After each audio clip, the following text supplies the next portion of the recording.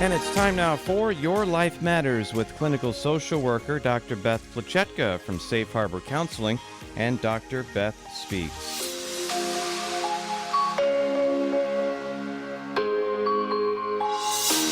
And Dr. Beth, welcome back into the show. How are we doing this morning? I'm great, Mike. How are you? Doing good as we are past St. Patrick's Day, and we get around that time frame, and people like to bring up luck and that type of thing. Our topic today is a lucky approach to life. Exactly. I don't know about you. First, I love playing scratch lottery tickets in very minor amount. Limited, of course. But, I always think maybe I'll get lucky and it'll be the $1 million winner, or even $20 would be lovely. Doesn't usually happen. And I look around and I think other people seem so lucky. What's up with that? Have you ever noticed that? Yeah, it's everybody but me usually. Right. And it seems like there's an awful lot of people other than the one or two real winners that are feeling the same way as us. But, when we talk about luck, what we're really saying is something good happened and it was unexpected and we can enjoy it right away.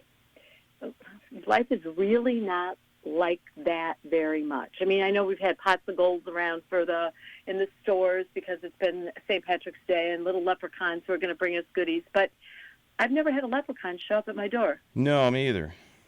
Yeah. So I heard this quote by Samuel Goldwyn, and I really appreciate what it said. He said, "The harder I work, the luckier I get." So I was thinking about that with St. Patrick's Day and with all of us wanting to be lucky and have good and positive circumstances. If we want to tip the balance in our favor of becoming luckier, is we just need to work harder and we need to work smarter. And there's some things that we can do to work harder and smarter. The 3 Ds: discipline, dedication, and determination. People often think that those are words that are painful and that we wouldn't want to do them. But working disciplined in a disciplined way just really means accomplishing tasks because we don't wait until we feel like working. We follow our schedule.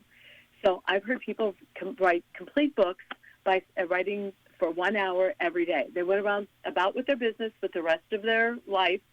They wanted to write a book. They spent an hour. After so many hours, it was done. They had sent it to an editor, and there they were.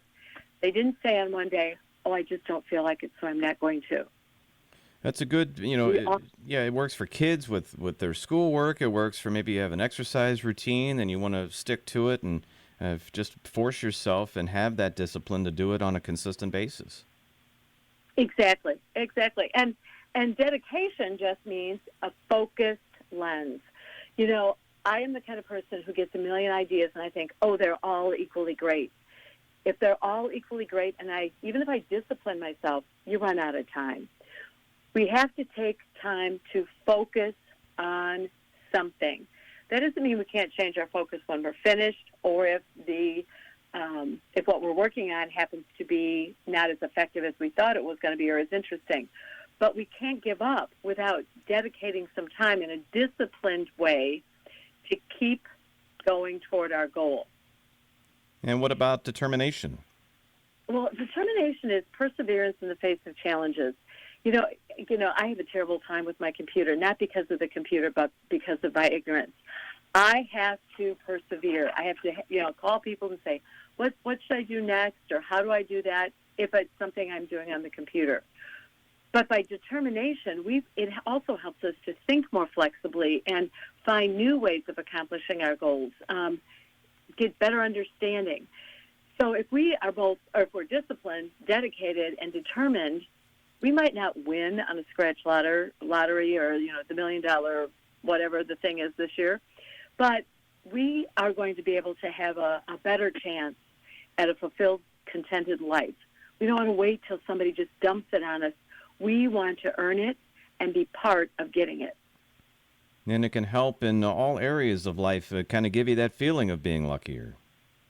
Oh, sure. Any of these things, any area, physical, emotional, mental, or psychological, if we apply these strategies, we are going to feel very lucky and very blessed.